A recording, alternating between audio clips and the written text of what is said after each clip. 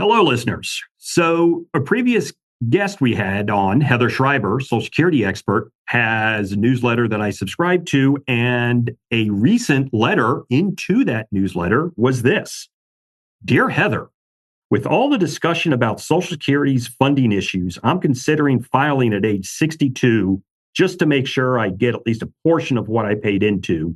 Is this a good idea? Signed. Get what's mine before it's gone.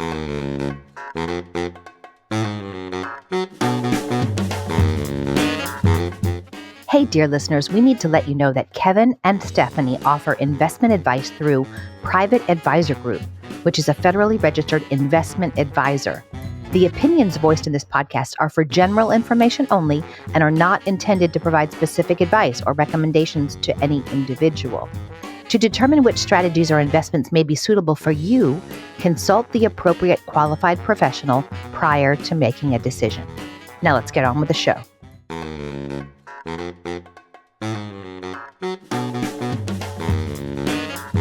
This is Take Back Retirement, the show that's redefining retirement for women. Retirement is an old-fashioned cultural concept. We want to reclaim the word so you can make it your own. I'm Stephanie McCullough, financial planner and founder of Sophia Financial, where our mission is to reduce women's money stress and empower them to make wise, holistic decisions so they can get back to living their best lives. Kevin Gaines is my longtime colleague with deep knowledge in the technical stuff: investments, taxes, and retirement plan rules. He's a little bit geeky and quantitative. I'm a little bit touchy-feely and qualitative. Together, through conversations and interviews, we aim to give you the information and motivation you need to move forward with confidence. We're so glad you're here. Coming to you semi-live from the beautiful West Lakes Office Park in suburban Philadelphia, this is Stephanie McCullough and Kevin Gaines of Sophia Financial and American Financial Management Group. Say hello, Kevin. Hello, Kevin. So we love the name of the supposed writer of this letter, Get What's Mine Before It's Gone. But listeners, why we decided to revisit Social Security again is because we are having these conversations with clients, right? The news about Social Security is coming up more often. Yes, about kind of the trust fund running out, and we'll dive into that a little bit. But more and more people are asking us, well, shouldn't I file early? Shouldn't I claim my benefits as soon as possible just to make sure I get anything out of it? This is what Heather so capably addresses in this most recent newsletter. And we will link to our previous episode with Heather, but we thought we would talk it through with you today. Yes. And why? And something else. This is our third episode about Social Security, Stephanie. Do you realize? It's been a little while, but yeah, this is an important topic. It is. For most of us, and by most, 98%, 99% of us, Social Security is going to be very important to our retirement strategy. You might be getting $50,000 a year from Social Security. Now to get the $50,000, you need to earn a lot. So chances are, if you qualify for the $50,000, you may have enough assets that Social Security isn't a big deal. But for the rest of us, $30,000, $40,000 a year, that's a number. So this is important. And there is a lot of anxiety around this topic of Social Security, quote unquote, going bankrupt. Right. I appreciate the title of Heather's article, Smarter Planning in an Era of Social Security Change, which gets at the essential question that we come up against so often, Kevin. It's kind of there's stuff in the world that we could worry about, but we actually have no control over. And then there's what we can do given the situation. How do you put this Social Security question kind of in that framework? Well, and it's definitely the stuff we can't control, which is, we make all these plans and assumptions as we're designing our retirement lifestyle, and things change. Everybody always thinks, well, what if the market goes up or down? Yes. But another big one is, what if the government changes their mind on how they do something? Right. Maybe you get lucky and it makes it better for you. But people aren't worried about that. People are worried, what if, things change and it makes it worse? And, there is this unknown what happens with Social Security because it's math. Right now, Social Security taxes cover about 78% of the benefits that get paid out every year. And the difference is made up from this trust fund that got created 40 some years ago. Well, the trust fund's is estimated to run out in about 8 years, which means if nothing else happens, Social Security benefits will be cut across the board by about 25%, depending And on what's the timing currently on that? I believe it's 2034 Right. for Social Somewhere right Security. around there. We're not talking about it here, but just as an aside, Medicare has a trust fund as well that's going to run out a year or two later based on Delightful. current projections. I mean, Kevin, I feel like this is the age-old story of Gen X getting screwed yet again. But it's demographics, right? A lot of the issue is these darn baby boomers. There's just so freaking many of them that there are more retirees than people paying into the system. Like you said, it's math. It's math, yes. The boomers did not begat enough kids, and then their kids did not begat enough grandkids to keep this funding working the way everybody hopes it does. Hope it would. Well, and we're not boomers kids, right? We're kids of the pre-boomers. But yes. Right. Yeah. It's all about the begatting in the end. So the question is, well, if I can't predict what's going to happen, and we can't predict what's going to happen because politicians, God bless them, they don't like to solve a problem until it actually makes every episode of the 6 o'clock news. And we're not there yet, so they'll pay some lip service, but they're not seriously worried about it at the moment, unfortunately. The pain of staying the same has to be greater than the pain of change, right? This is true in many areas of life. But when you have, 500 and some politicians sitting around in a big room with a dome, it's even magnified.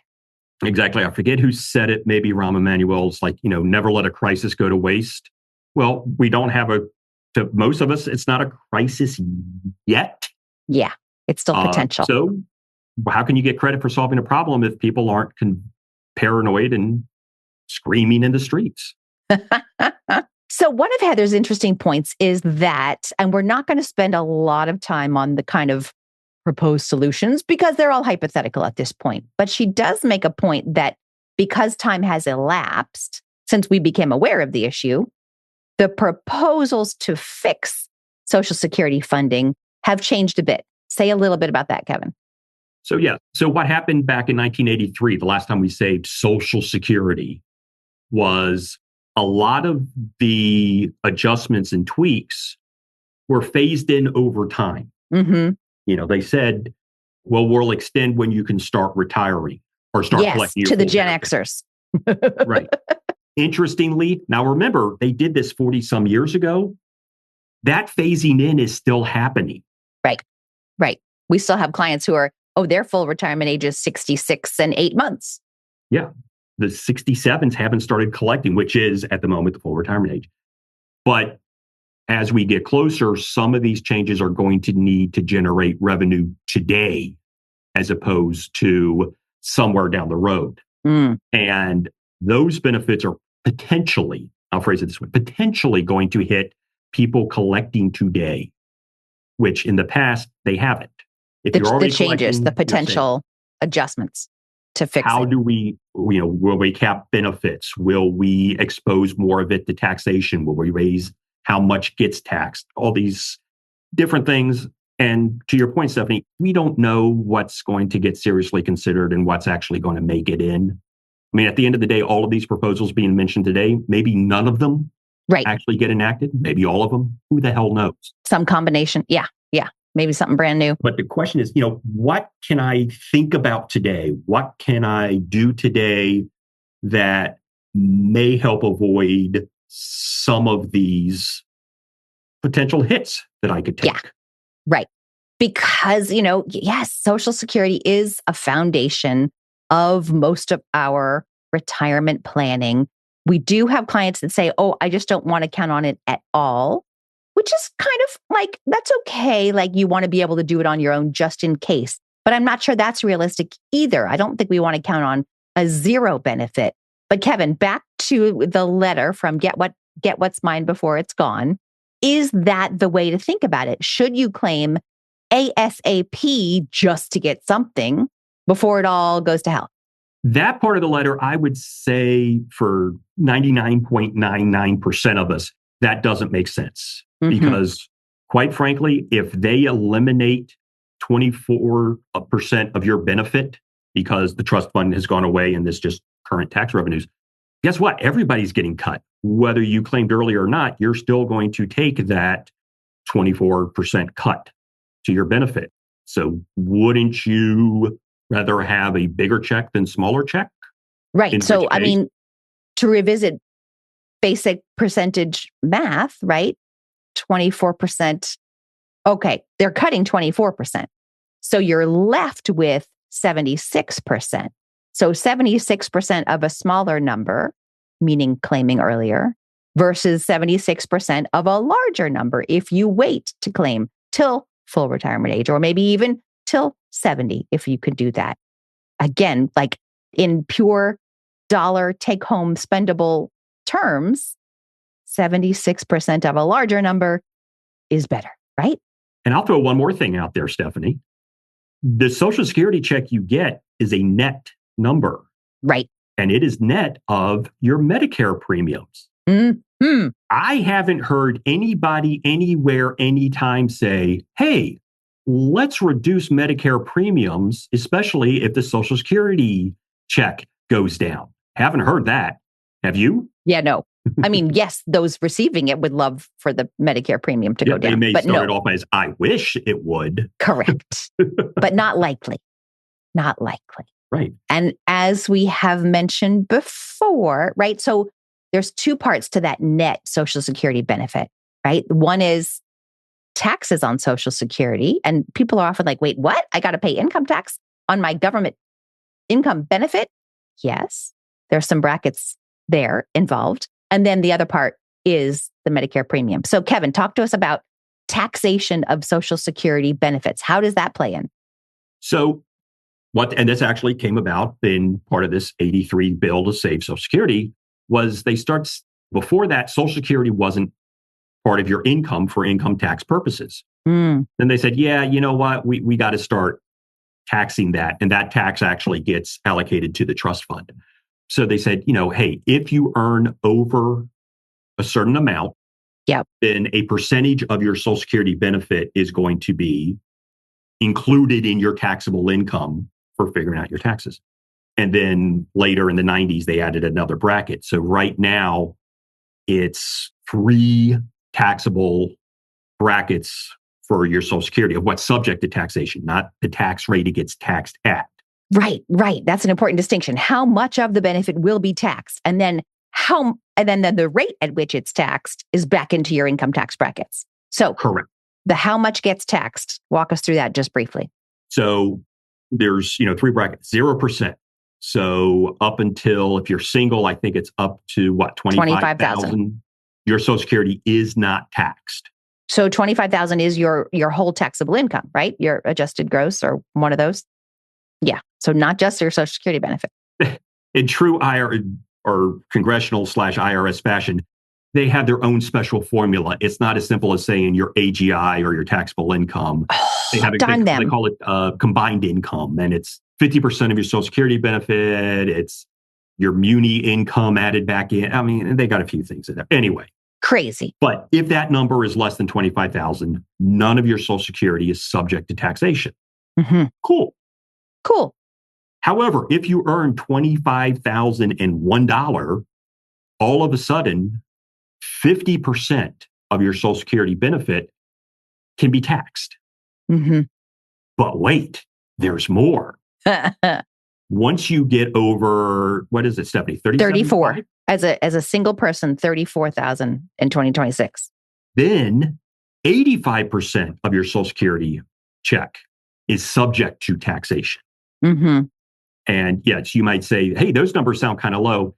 Yeah, unlike a lot of the other part of the tax code, this stuff's not indexed to inflation. So back in 83, they said, hey, these are fair numbers. 40 years later, they haven't gone up at all, is what you're saying, right? They're still 1983 numbers. Yeah. So a lot of people fall into this at least some portion of their Social Security income is taxed. And, the big thing is it's a cliff. So you go that, like I said, that $1 over, all of a sudden, all of it gets pulled into the math. Well, 85%. Yeah. Yes. Right. So when you're looking at your taxable income in retirement, I know this is a weird kind of topic to think about until you get close to it. And then you're like, oh, this is actually pretty important to understand my taxes in retirement, where I fall in these tax brackets because of a whole mess of freaking governmental regulations and internal revenue code, right?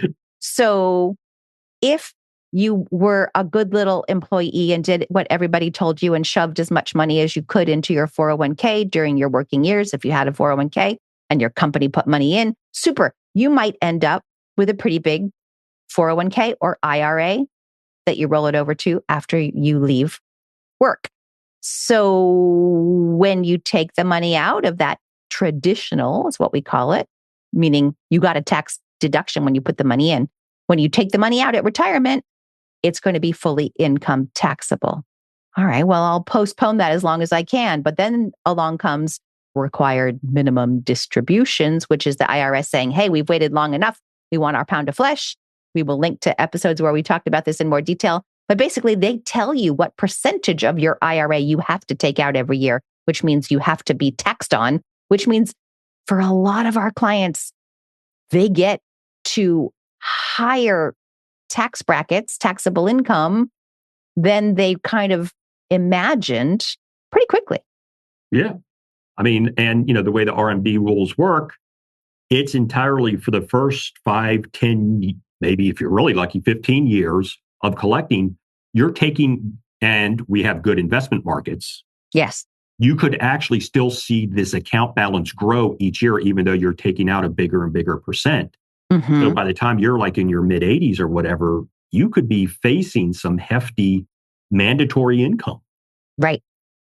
Which is why in the past we've talked about Roth conversions in that situation. But here's another way: having more money in Roths or HSAs, whatever, could help you avoid some of these potential Social Security adjustments or the existing ones, protecting more of your income from being taxed.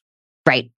So coming back to the other part of what calculates into your net Social Security payout is your Medicare premium, right? They're kind of administered by the same place. A lot of people start Medicare before they start Social Security, but once you get your Social Security payment, they're going to net your Medicare premium because yes, you have to pay a premium for Medicare health insurance. They net that from your Social Security payment. And then, again, talking about higher taxable income comes our dreaded friend, IRMAA, IRMAA, which is, explain briefly. Again, real simple. If you earn more money, you have to pay more for your Medicare. There you go.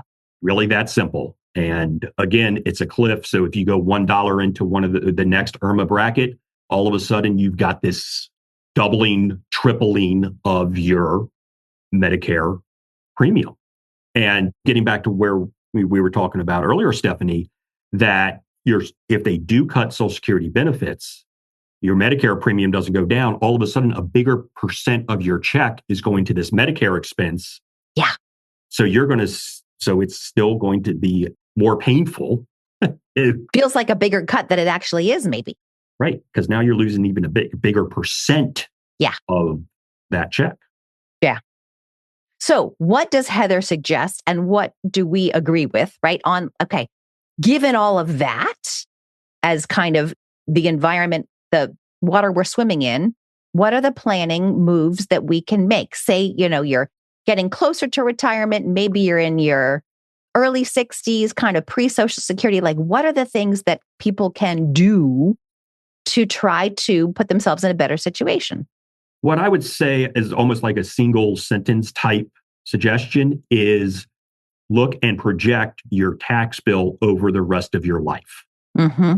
Now, that's a dramatic simplification of a lot of conversations, but that's really what it comes down to.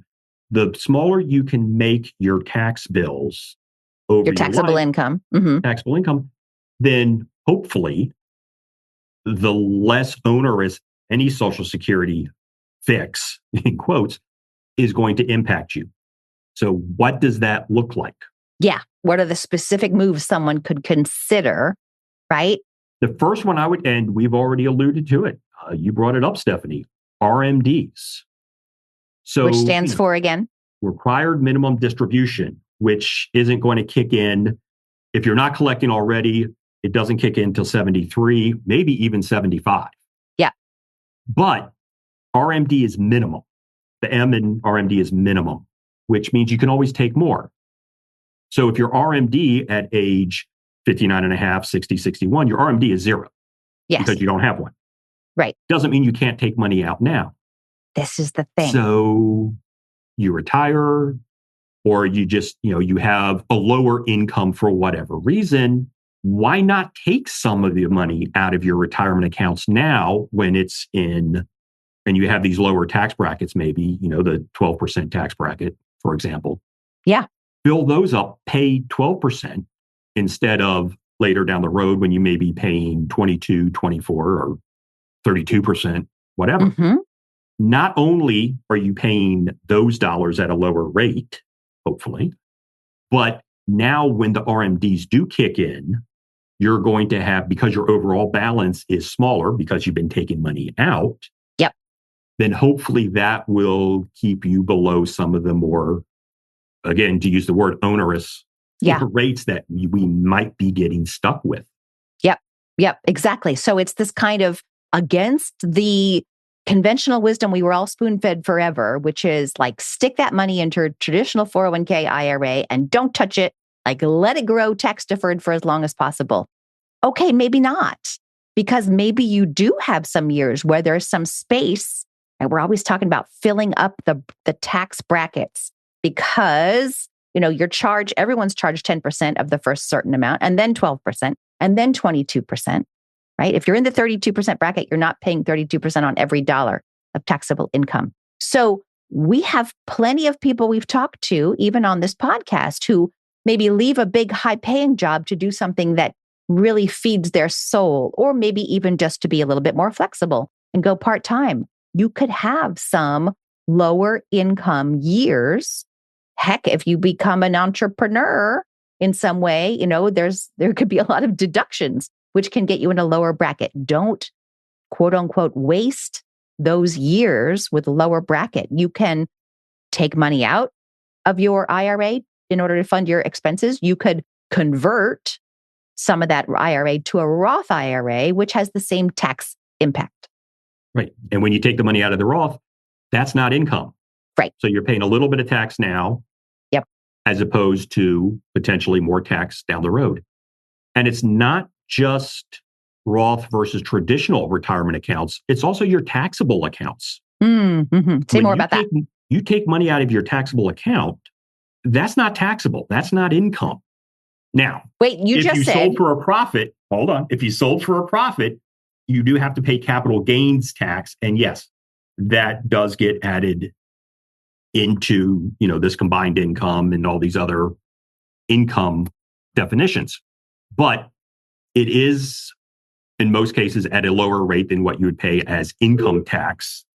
And if you have money in these taxable accounts that don't have a lot of growth, maybe it was just sitting in cash or short-term bonds, or it was just an investment that didn't work. Selling that doesn't generate a whole lot, if any, capital gains tax. So when you take the money out, it's not taxable. You would rather have those dollars in many situations later on down the road when you're worried about getting hit with these step up on tax rates or amount that gets taxed. So kind of back again to the don't leave your IRA to be the last thing you tap, right? I mean, always being conscious of your tax brackets. But I just want to stop for 1 second, back up, because if you weren't in our world, the sentence you uttered sounded very strange. You said in your taxable account, taking money out is not taxable. What? Then why do we call it a taxable account? Yeah. Welcome to the world of finance, where a lot of words to, the average person's going to go, what?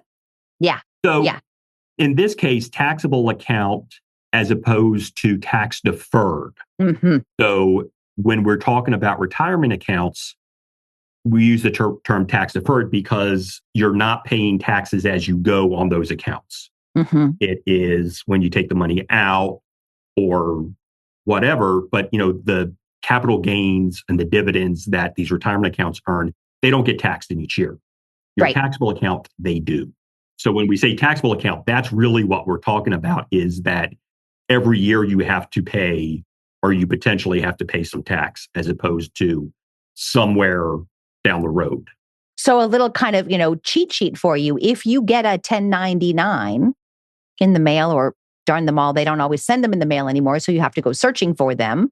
But if there's an account that you own that gives you a 1099, that means you had taxable interest or dividends, right? Or you sold something and you have to pay tax, like you said, Kevin, on the capital gains. If you get one of those every January, that's a taxable account. So very often it's just an investment account you opened at, I don't know, Fidelity or Vanguard or something along the years, or maybe grandpa gifted you something or grandma gave you some stock years ago, or it could be your bank account. It could be CDs, right? Anything that's not inside a retirement account wrapper.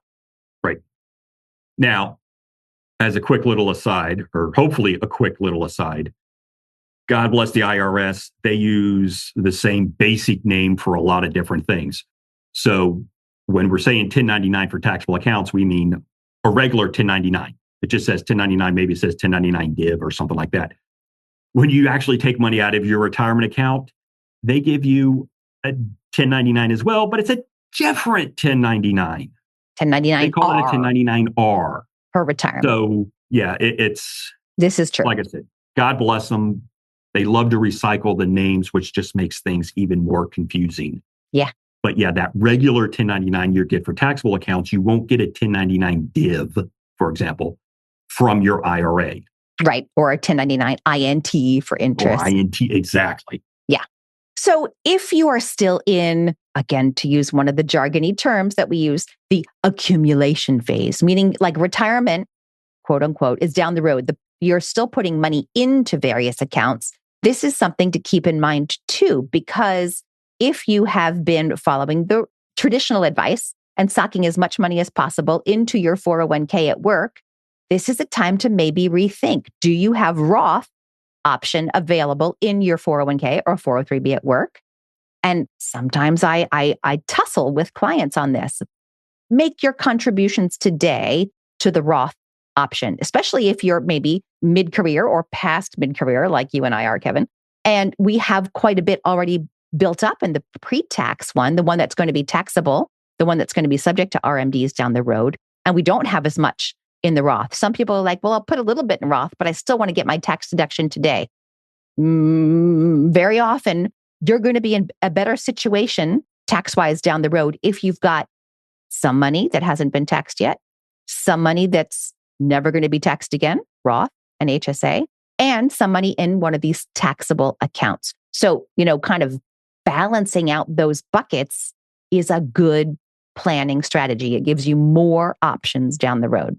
Just a quick correction, Stephanie. I intend to live and work until I'm 150, so I am not at mid-career yet. Understood. But if someone were to pass you on the street, they might assume you are.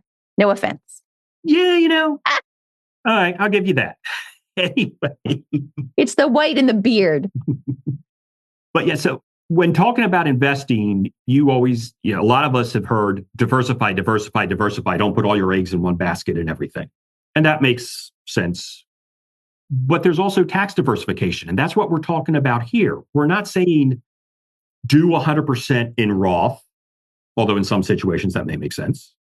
We're definitely not saying put 100% in your tax deferred retirement accounts. Again, caveat, in some situations that actually could make sense. But generally speaking, you want to have these different tax pots available to you so that as each year goes by, you can sit there and say, what's my situation looking like? Okay, let's take some out of tax deferred. Let's take some out of Roth. Let's take some out of taxable accounts. Yep. and so on. So you have a little better control of the tax bill you're going to pay and how that may impact your benefits. Stephanie, I want to reiterate, when we're saying Roth, we're talking about never tax stuff, if you will, or never will be tax stuff again. And because that also includes HSAs, health savings accounts. And we're linked to our episode about HSAs as well. So it's not just Roth, but there's other accounts that you can put money into that aren't going to come into play down the road when figuring out your taxable incomes. And let's face it, as we get older, we're going to have health expenses. HSAs can be an extremely useful tool for these scenarios. Yeah. So if you have that available to you, right? And like Kevin said, we'll link back to our episode with some more details because only certain people are eligible to put money in. But that is a valuable thing as well. So wrapping it all up, Kevin, we started talking about Social Security and then we ended up talking about all these other things. What the heck? Why are they all connected? Because it's like one of the biggest themes of our show, which is it's all about these different pieces and how they can fit together. And it's not just how they fit together in good ways, but also how they fit together in bad ways, such as, RMDs generating extra income that you now got to pay tax and impact benefits. Unintended consequences. Exactly. We are talking about retirement is this big puzzle. It's a fun puzzle, but it's a puzzle. And it's a fun puzzle for you and me. Well, yeah. I don't care about anybody else. I care about my fun. No, just kidding. But understanding how these pieces can fit together is important. Full stop. Yeah. And Kevin said, we should look at project your taxable income every year from now till the end of your life. That sounds like a big burden, but there are tools. We've got tools. We've got fun software tools, right? That do these things. We got to make some assumptions and some guesses, but it's kind of just math in the end. So yes, the computers are good at that kind of math and it's not as hard as it might seem. And yes, we are just guessing on a lot of this, but it's educated guesses. And it's going to say what gives us the best probability of enjoying our retirement the most. Yeah. That's a good way to wrap up, Kevin. We hope you found this helpful. We'll talk to you next time. It's goodbye from me. And it's goodbye from her. Be sure to subscribe to the show and please share it with your friends. Show notes and more information available at takebackretirement.com. Huge thanks for the original music by the one and only Raymond Loewy through New Math in New York. See you next time. Investment advice offered through Private Advisor Group, LLC, a registered investment advisor. Private Advisor Group, American Financial Management Group, and Sophia Financial are separate entities. The opinions voiced in this material are for general information only and are not intended to provide specific advice or recommendations for any individual security. To determine which investments may be appropriate for you, consult your financial advisor prior to investing. This information is not intended to be a substitute for individualized tax advice. Please consult your tax advisor regarding your specific situation.